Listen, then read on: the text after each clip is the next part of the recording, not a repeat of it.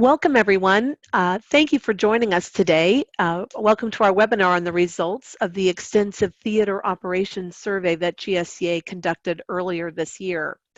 I'm Tammy Selden, GSCA's Executive Director. The GSCA Member Services Committee is responsible for organizing our webinars, and presenting the survey results today are committee co-chairs Marlene Janetos and Mary Jane Dodge. Joining me in hosting this webinar is GSCA's Director of Communications and Membership, Kelly Germain. Hi everyone, this is Kelly, and before we get started today, we have a few housekeeping items to share with you. This webinar is being recorded, and a link to the recording will be sent to all of you and be available online in the Member Center of the GSCA website later this week. Attendee video is switched off and your phones and computer mics are muted, but we do welcome your questions, and you can submit those by using the Q&A button on the bottom of your Zoom screen. You can submit questions at any time during the webinar, but we'll wait until after Marlene and Mary Jane's presentation to answer them. As Tammy mentioned earlier, Marlene and Mary Jane are co-chairs of GSCA's Member Services Committee, and not only are they presenting the results of the survey, but they were instrumental in developing it, and along with Tammy, analyzing the results. And now I'd like to welcome Marlene Janetos and Mary Jane Dodge. Hi, we are so happy that you've all joined us today. The operations survey was born out of questions often heard in the GSCA conference and expo halls. The survey was developed through a collaborative process with the GSCA Board of Directors and the Member Services Committee. Our objective was to gain a better understanding of theater operations by assessing film programming, ticket pricing, attendance, capture rates, advertising budgets, and concessions.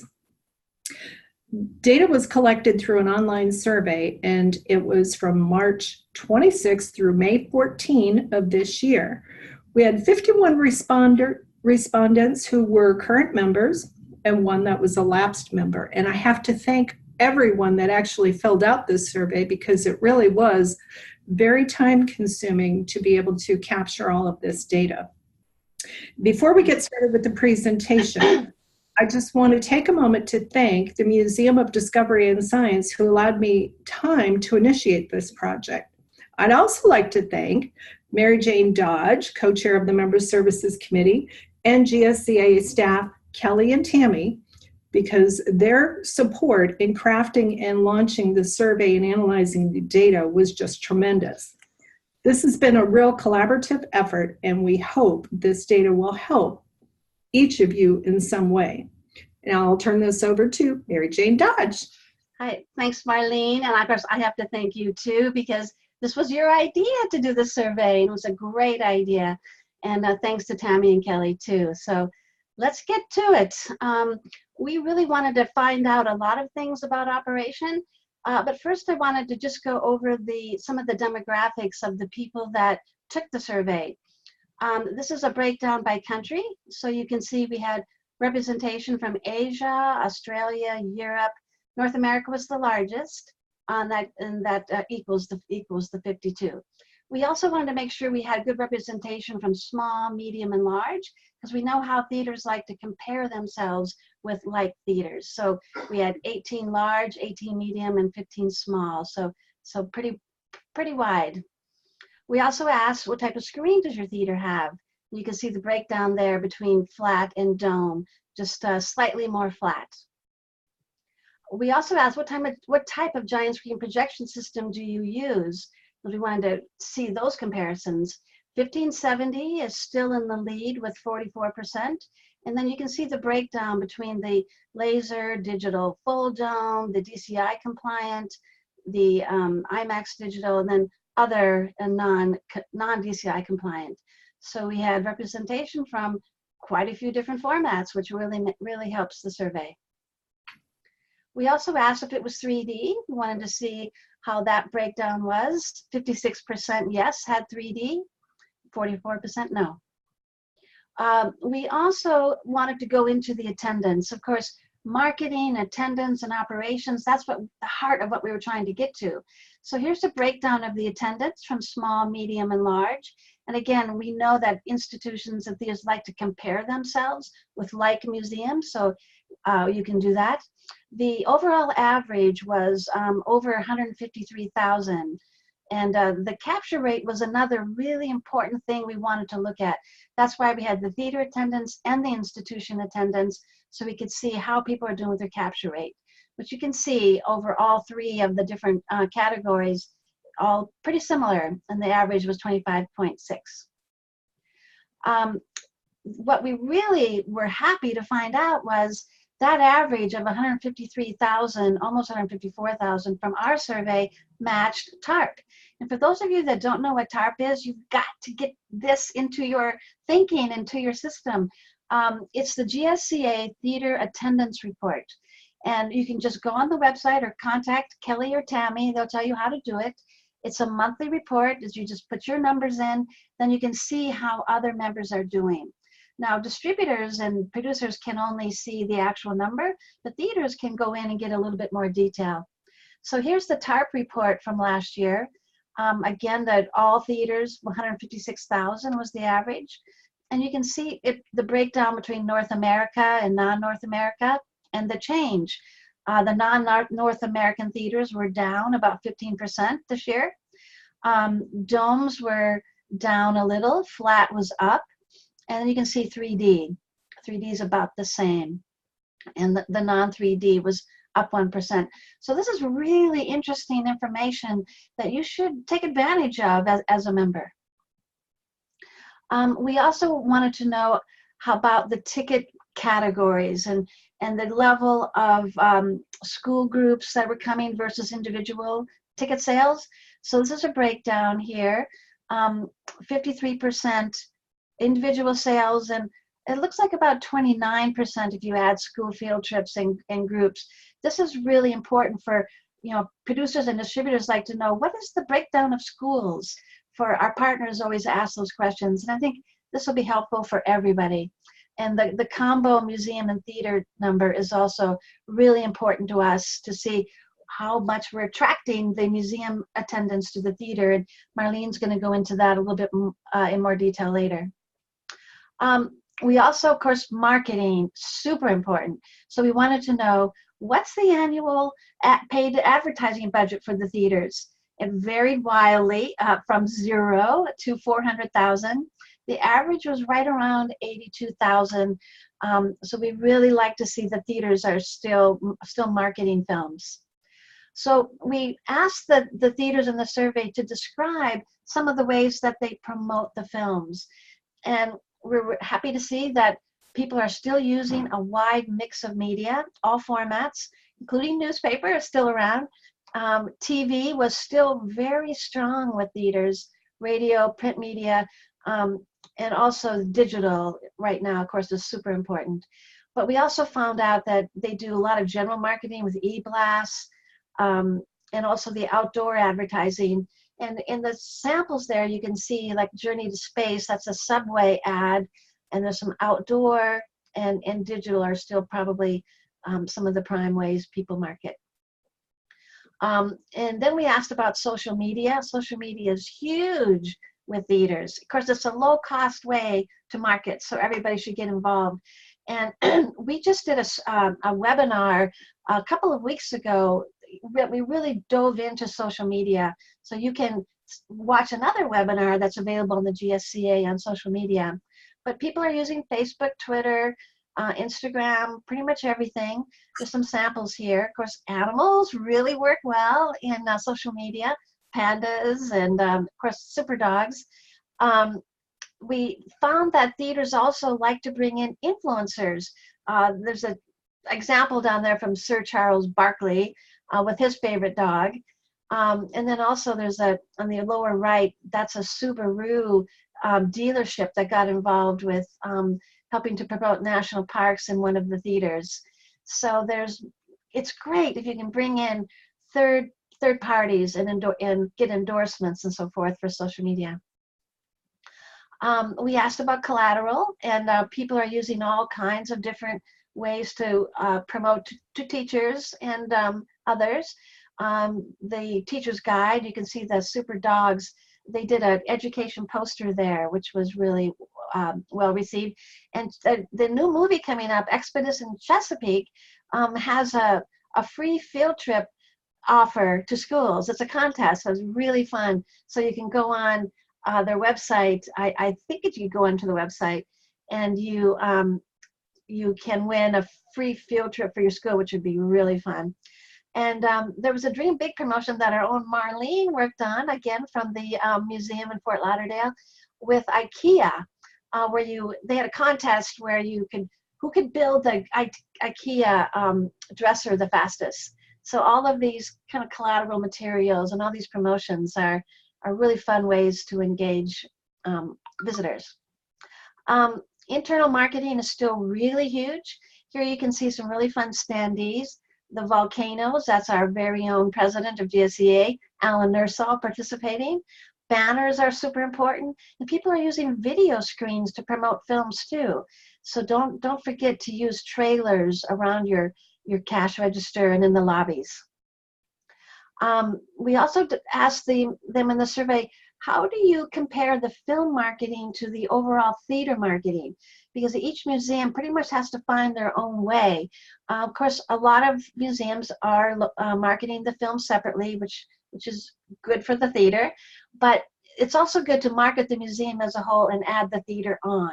And so people are doing it kind of every which way. One museum mentioned that they leverage their owned and earned assets to promote the movies. So even if you have a small budget, you can still market these films.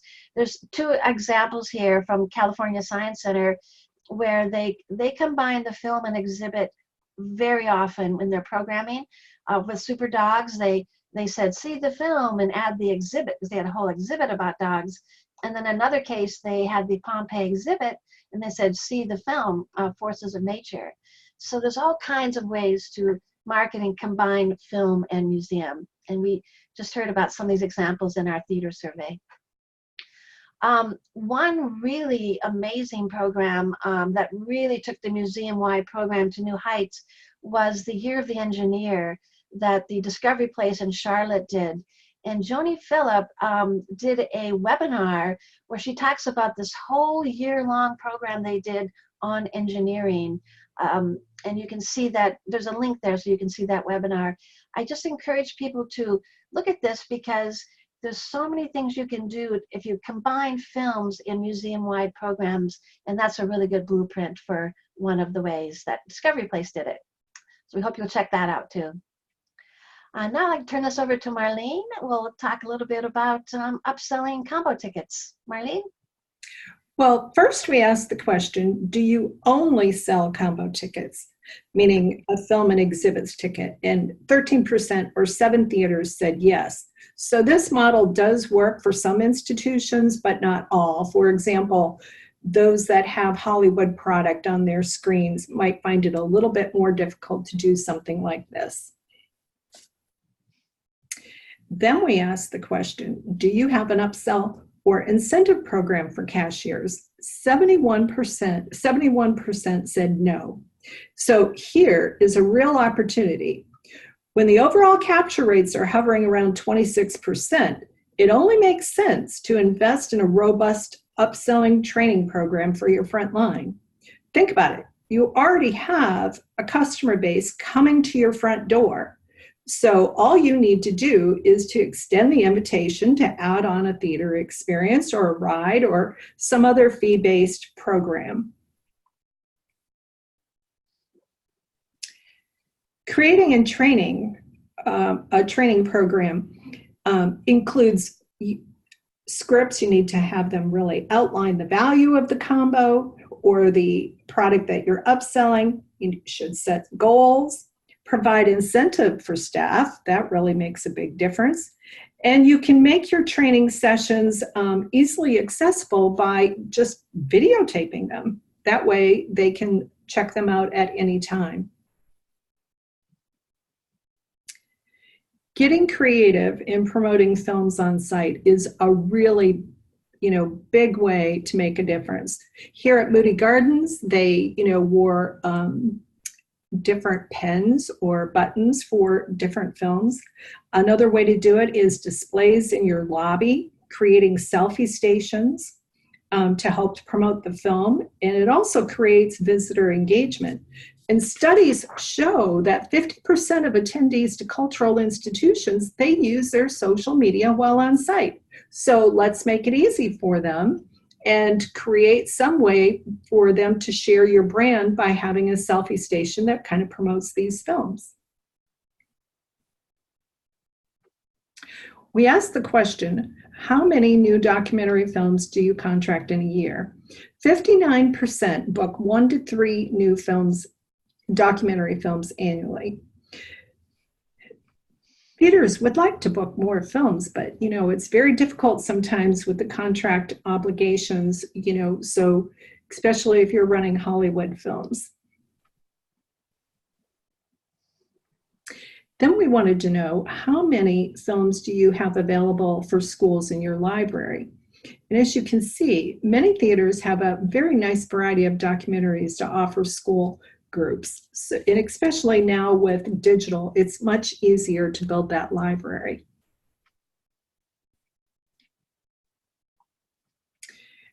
Do you show Hollywood films?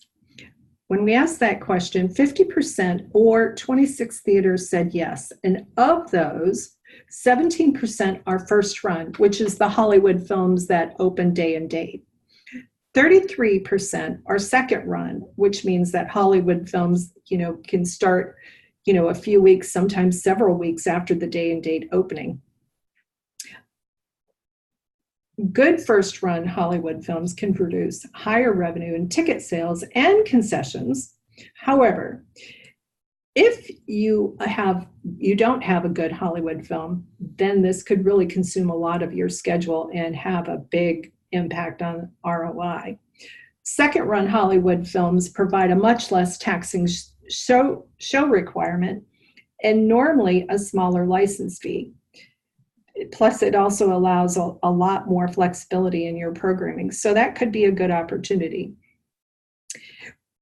We took a look at attendance and capture rates. The notable metric was 10 theaters showing first-run Hollywood films.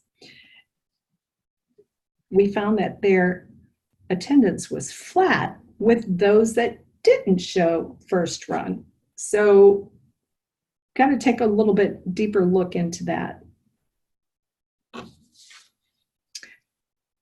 It was also notable that out of the 40 theaters that did not show first run Hollywood films, 67% still only show 1 to 3 documentaries a year.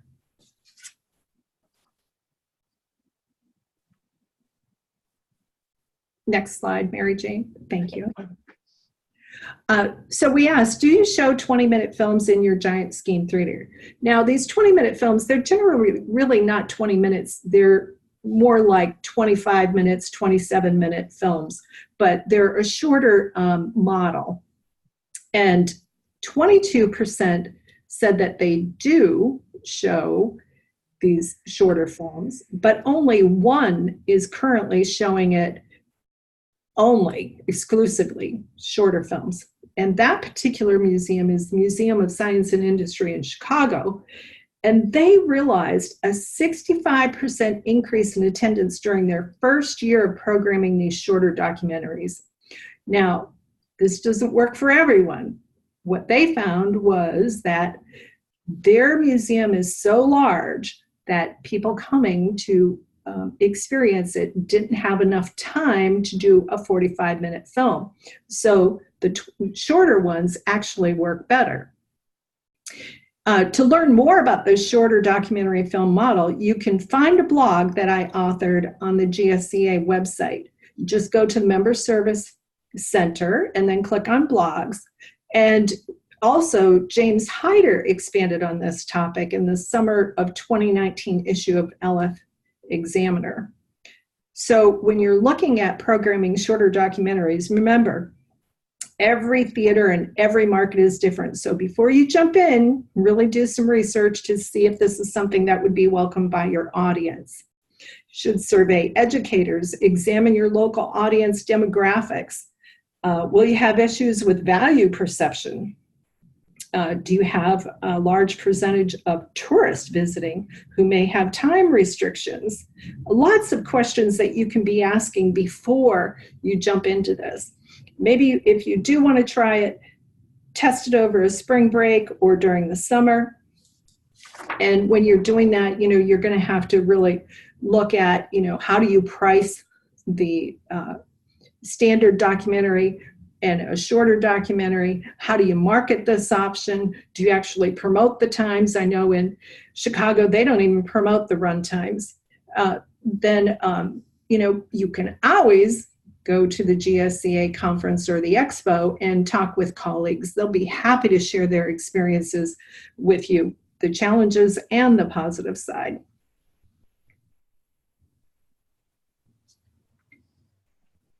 We asked, do you offer alternative programming? And out of this, 56% said yes. And as you can see by the list here, there is a wide variety of alternative programming, ranging from lectures to corporate presentations.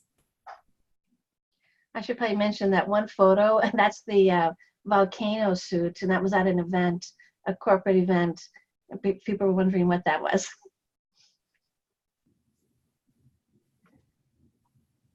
So we found that 70% of theaters have a concession operation. And the revenue for a documentary film per person is $1.81, and it's $4.06 from Hollywood films. Concessions are a very good revenue source. So of the 30% who do not offer a food and beverage option, you might want to take a look at the blog that Michelle Duncan from the Tech Interactive wrote. It's on the GSCA website. Go to the Member Center into blogs, and you can find how they actually created their concession stand and made it really into a thriving revenue center. The other question that we asked was, do you sell alcohol to theater guests? 48% said yes.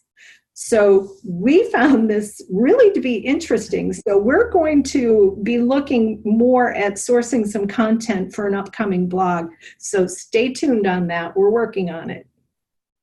Yep. We asked some questions about seating options.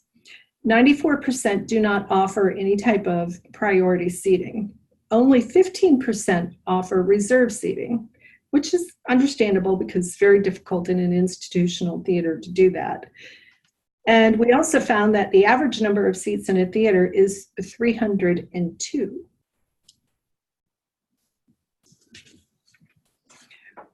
We wanted to find out if theaters offer some type of club pass or reward program, and only 16% said yes.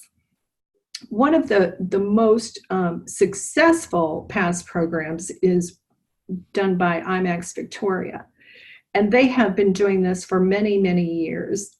And the pass allows for unlimited documentaries and discounted Hollywood films. This program has been so successful for them that Leah Silvers pretty much is dedicating most of her time to managing the program. Next slide. The other two places that are offering it, it has been for several years, is Marbles Museum in Raleigh and then Cincinnati's OmniMax program. Now, both of those programs are still, they're evolving and tweaking. So these are kind of programs that, it really takes a lot of thought before you start to implement them. Once you do implement them, you pretty much have to stick with it. And so I would say, really look at these with caution, do some research, talk to these other three theaters that have had success with it. And who knows, it might work for you.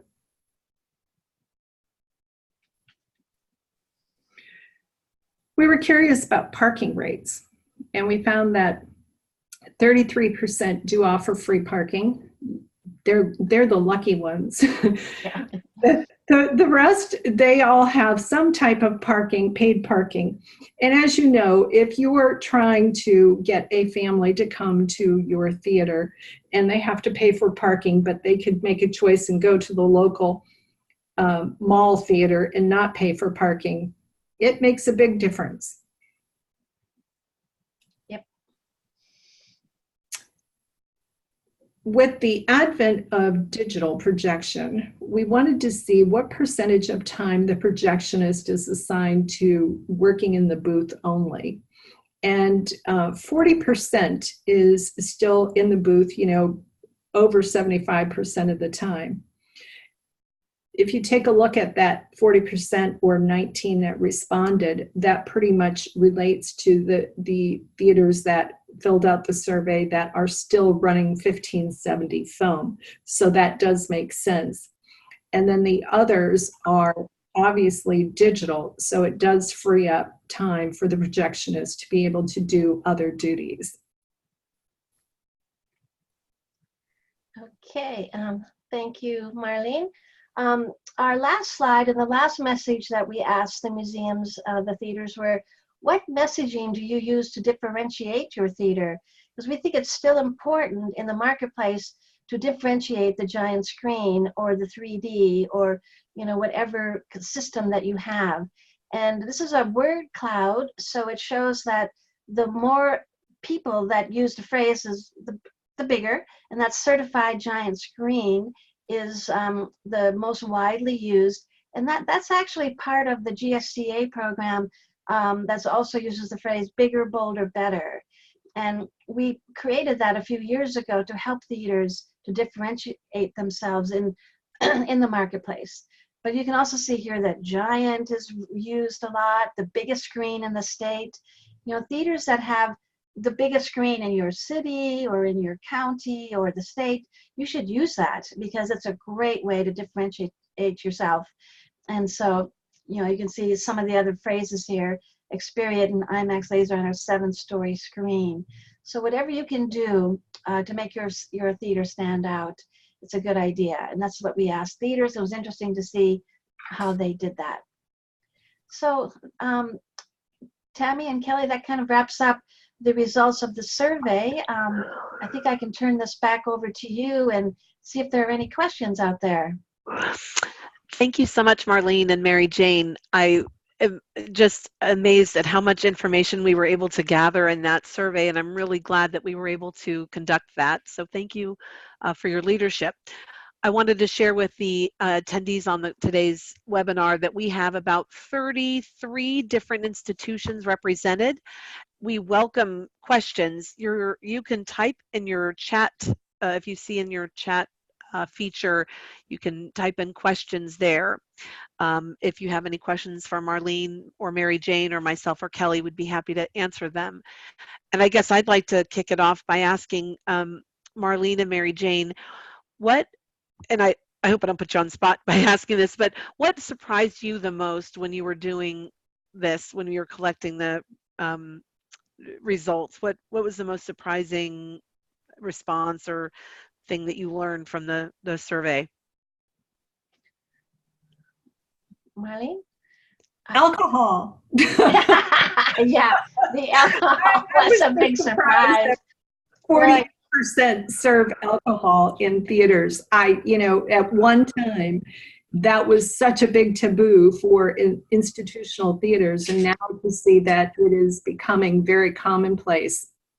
So we're going to do a little bit more exploration in this and get you out either a blog or a webinar and find out, you know, who's having success with this. In fact, if you were on the webinar today and you have a successful program with serving alcohol in your institution, please let Kelly know at GSCA that we'd love to talk to you. The other thing that I wanted to share, because Mary Jane and I had a conversation about this when we were looking at the amount that is budgeted for advertising. You know, whether or not that is the average is good or bad.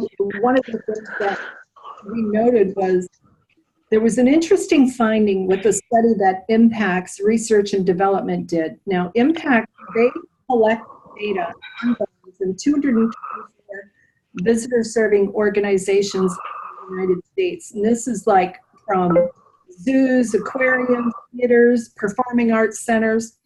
And they found that cutting marketing budgets often impacts visitation negatively. They examined organizations that had recently cut their marketing budgets by at least 15%. And the data showed that attendance decreased by 6.1% on average. The loss in attendance, of course, affected the revenue. And they found that the revenue loss exceeded that 15% savings in their advertising budget. So when these organizations realized their mistake and reinvested the marketing dollars, and even in some cases added more to the budget, attendance did not recover.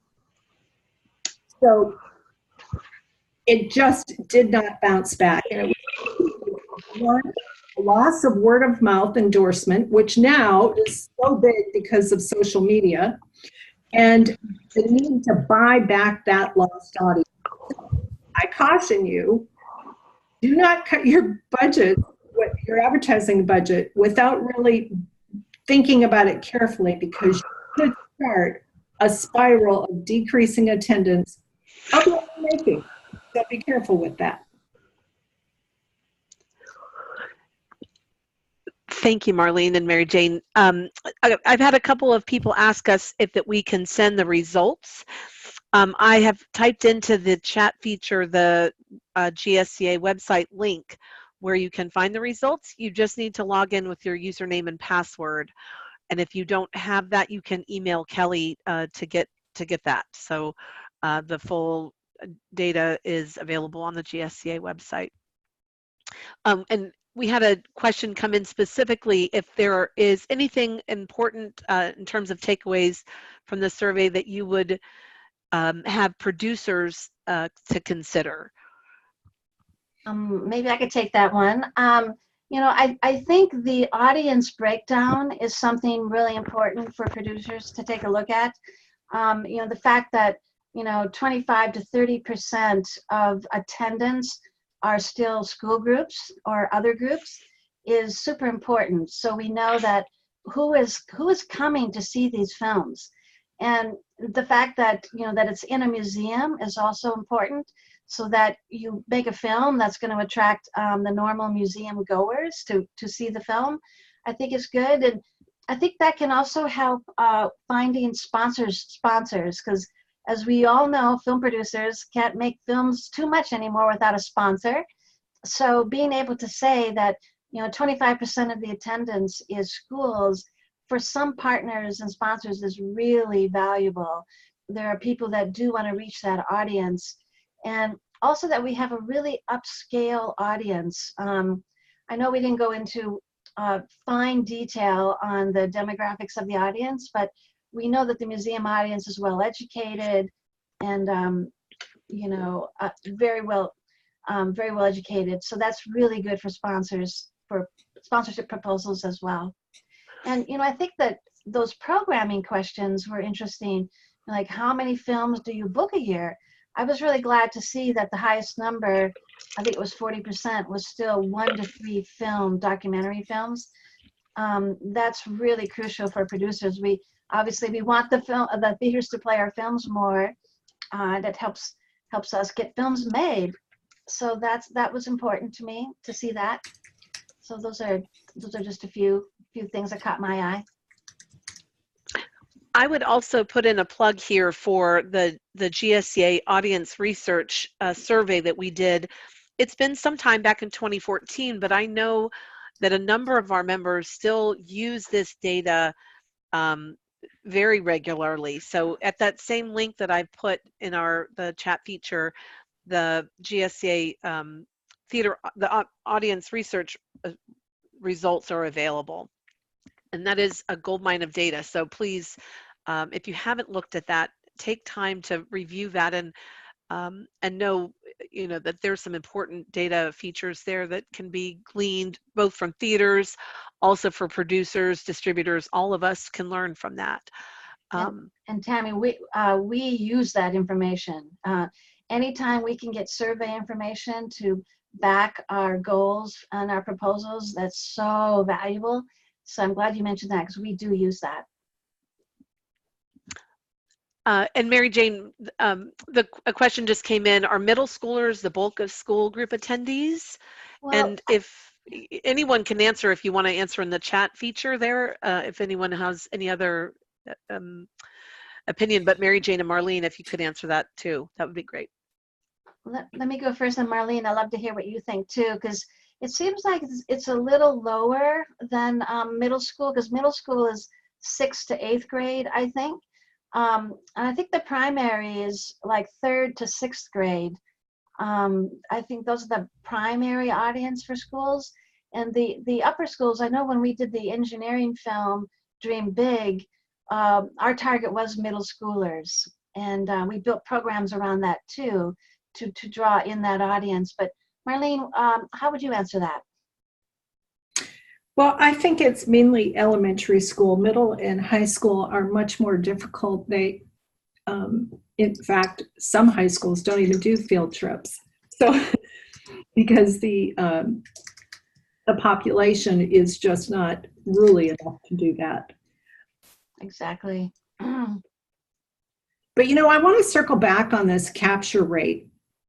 Everyone should really have that figure in their mind. 26% is the average capture rate overall of all the respondees. So how can we move that needle? I mean, these people are walking up to your front door every day and may not even know that you have a theater experience or a ride experience or some other program that they could benefit from. So to have 71% say that they don't even have a formal upsell program, I think that's really a place where everybody could, make a difference, put together some type of program, and really start promoting to those people that are walking up to your window, and including exterior signage and, some kind of really great way to get them engaged, to do selfies, to carry out your brand with, promoting the films with lobby displays. Some film distributors will come up with some really elaborate displays, others not so much. But I always take a look at what you can do to just extend that promotion throughout the whole museum. And, I think one of the suggestions we saw in the survey from a theater was incentives. Give the box office cashiers an incentive, and, make sure that they can describe the film in one sentence. I know sometimes we put together in our materials a one-sentence description, because the cashier has to explain the film in really fast and to convince the person to maybe upgrade to buy a combo ticket. So I would encourage incentives, and make sure all the cashiers have seen the film. That's super important, so they can talk about it. So we encourage staff screenings of the films too. Someone just asked, does anyone have experience with incentivizing their staff to sell tickets to films? So I think you just kind of touched on that. Yeah. I also wanted, yeah. I know that I've heard that they pay the staff like a certain amount. I don't know if it's like, 50 cents or something. You give a cash incentive in some cases, where the staff then will get paid more if they sell more combo tickets. So you can even be that exact about it. I'll go ahead and put in another plug here as well. In 2017, the GSCA did a marketing symposium in Chicago, an additional day to our regular conference. And that was a big investment on the association's part as well, again. And one of the things we did is we went to 5 different institutions and did research on audience. And we learned a lot, and all of the material from the marketing symposium is available on the GSCA website. again, just take the time to, we have the videos of each of the sessions. We have the PowerPoint slides. I think you can gain a lot of, information from those. And I know one of the things they talked about was, box office rally, I think was the part that was so interesting, and how to upsell theater, selling tickets to theater, to the films. So I encourage folks to take a look at that. And I know several of our members have actually used that video in training with their staff. So just take a look at that again, 2017 Marketing Symposium on the GSCA website. A person asked, did you pull any data based on member versus non-member attendance and how often members are coming? No, we did not make that difference between members and non-members, but that's a really good question. And maybe there's some individual museums we could give you a contact for. The St. Paul Science Museum in Minnesota has a really strong membership, and they use the theater to build their membership. So I think a huge percentage of their attendance does come from membership. And so maybe there's some individual museums we could help you find that out. I know Boston is another, Museum of Science is another theater that has a strong membership, and it's not as, probably not as high as St. Paul. So it varies. It varies from museum to museum. Marlene, what do you think about that? I think it really does vary. Every museum Yeah. is different. We did have a question here on, someone said that their feedback from customers that choose not to buy a combo is lack of time. Well, this is a perfect example of how you might want to explore those shorter documentary films, because that was exactly what the Museum of Science and Industry found in Chicago, is that people just didn't have enough time to see the film. So when they made these shorter films, and they call it a 30-minute turn, when they started doing that, people were able to really do both, get the movie experience and the exhibit experience. And like I said, in their first year, they increased their attendance in the theater by 65%. So if that's one of the things that people are saying, they don't have enough time, then take a look at it. But in other institutions where your exhibit experience may not be very extensive, if it's not more than 2 hours, then this is probably not an option for you to add.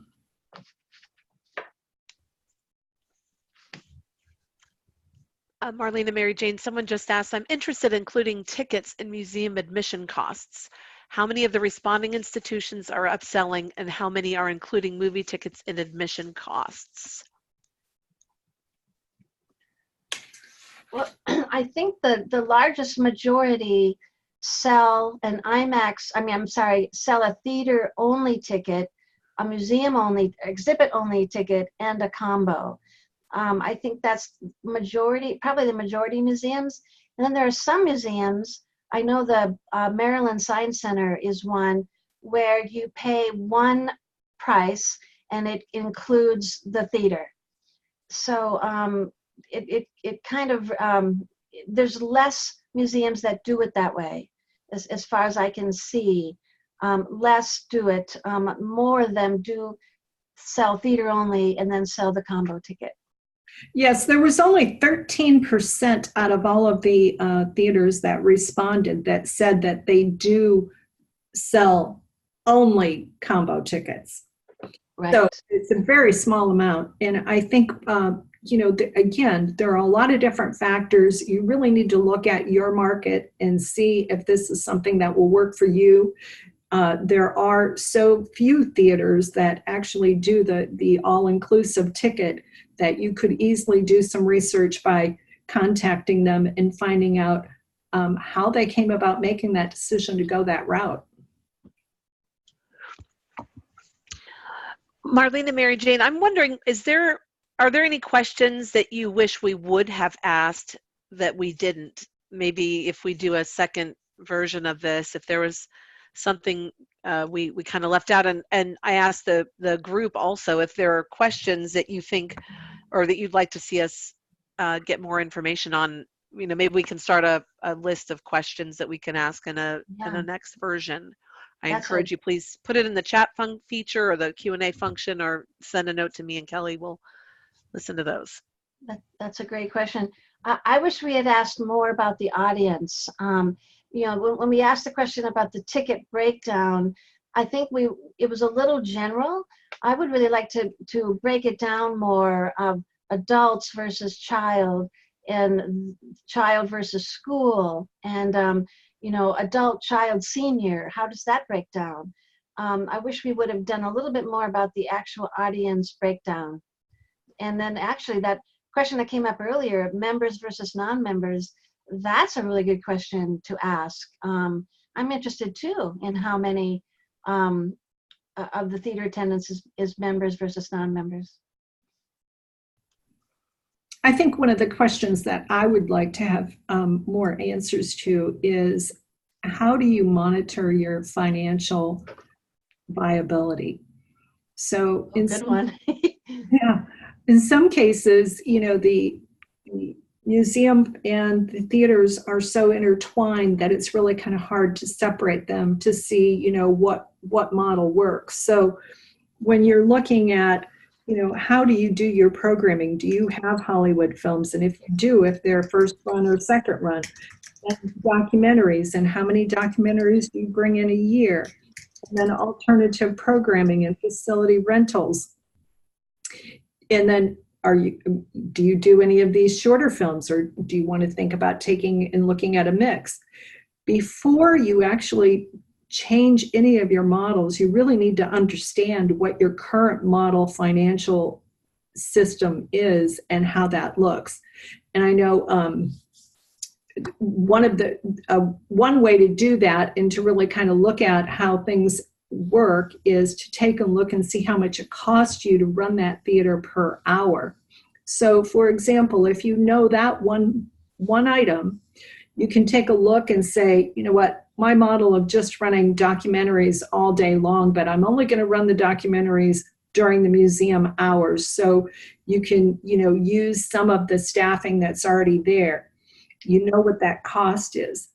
But if you add Hollywood to the mix, then you're likely going to be running hours much later than what your museum is open. And there's a different cost for that. And then you take a look at the cost of the licensing fees. Yes, you do get more popcorn sales at $4.06 per person on Hollywood, but does that really cover the extra cost of the staffing to be open when you're not open during museum hours? So from a financial perspective, I would like to have taken a much deeper dive into that area. A question came in about average number of screenings per day and typical hours during which museums schedule screenings. It looked to me like maybe the typical number of screenings per day was 9 or 10 usually, and that's maybe starting at 10 a.m. and going through 5 or 6 p.m. every hour on the hour. Although a place like the Smithsonian runs a little more than every hour on the hour, so they squeeze in another film probably. But I think the majority of museums run during the day and not in the evening, unless they're doing special programming like Marlene mentioned, Hollywood, or the Cincinnati Museum Center on Friday, I think Friday and Saturday nights do like a classic film schedule where they bring back classic films, and that's been very popular for them on Friday nights. But I think during the day, I think it's about 9 or 10. And then sometimes the morning screenings, the 10 and 11 o'clock shows, are kind of reserved for schools, so they can choose what film they want to play in some cases at those times. And that's why we asked that question about the school library, like how many films you have in your school library, because the morning shows on weekdays, the school can actually choose what film they want to play.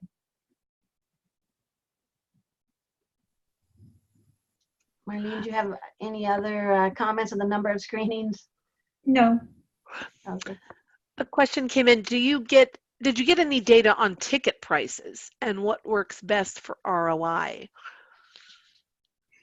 You know, we did ask the question about ticket pricing, and when we looked at that, it really did, there was nothing that really popped out. It was pretty much, you know, if you take a look at your pricing and, you know, what the local market is charging for the commercial theaters, you pretty much have to stay in line with that. But also an interesting note, which I thought was surprising, was the Museum of Science and Industry, when they changed from their regular length documentaries to the shorter version. They did not change their ticket price, and they said they never even had one question about that. Nobody questioned the value of the shorter film, you know, because it was the same price. So I just thought that was really surprising. So. Yep, that was. I would share that I heard the same thing in New Orleans at the Audubon when they went to the 20 or the 30-minute turn, that they also kept the pricing the same and did not experience any comments or questions. You know, I know every market is different. I just wanted to share that it's, you know, worth maybe a consideration. Tammy, do you know if New Orleans had an increase in attendance when they changed to that model? It's my understanding they did.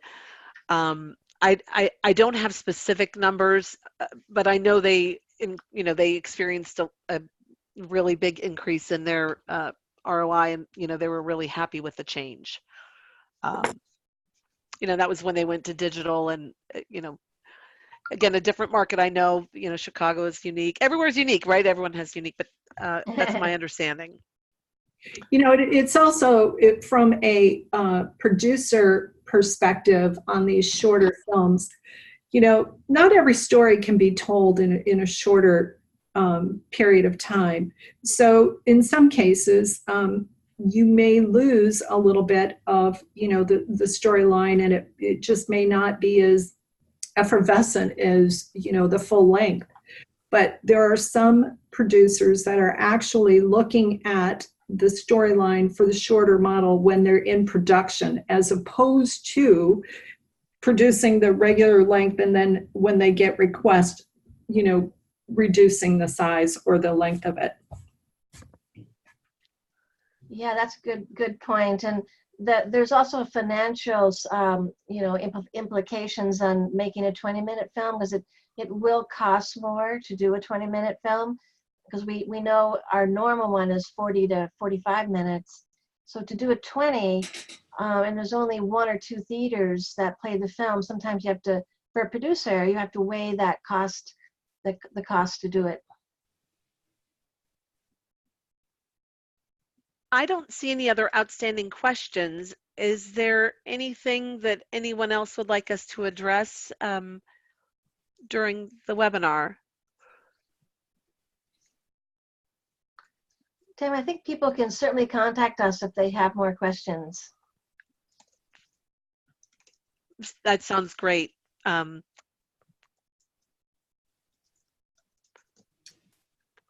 We ready to wrap up? Okay, everybody. Just a reminder that the full survey results are available for download on the GSCA website in the industry research section of the Member Center. Thanks so much, Marlene and Mary Jane, for your work, not only on this survey and the webinar, but on all the many projects that the Member Services Committee is working on. Thanks, Tammy, for your help in conducting the survey, preparing the results, and co-hosting this webinar. And to the Member Services Committee for their help planning our webinars. And many thanks to all of you for joining us today. We will send you the link to the recording in the next few days, and it will also be available in the Member Center on the website. And we'll also send you links to some of these resources that have been mentioned during the webinar, the videos and the actual survey PDF and the audience survey. We'll make sure that you have all of those resources. We encourage you to email your feedback and suggestions for future webinars to me at kelly@giantscreencinema.com. And if you have any questions for our panelists today, feel free to send those as well. This is our last webinar for this year, but stay tuned for information on what we have planned for 2020. And you can find past webinars and information about future webinars at giantscreencinema.com webinars. And one last thing before we go. Make sure you mark your calendars for GSCA's 2020 events. The Film Expo will be in Los Angeles at the AMC City Walk IMAX Theater on March 9th and 10th. And the International Conference and Trade Show will be in Chicago on September 22nd through 24th at the Navy Pier IMAX Theater and the Museum of Science and Industry. We'll also host a special one-day theater symposium in Chicago on September 25th. And that symposium will focus on theater revenue and strategies for success and provide tools for theaters to conduct a thorough assessment of their own operations. You can find information about those events under the events tab of the GSCA website. Thanks again for joining us, everybody, and have a great rest of your day. Thanks, everyone.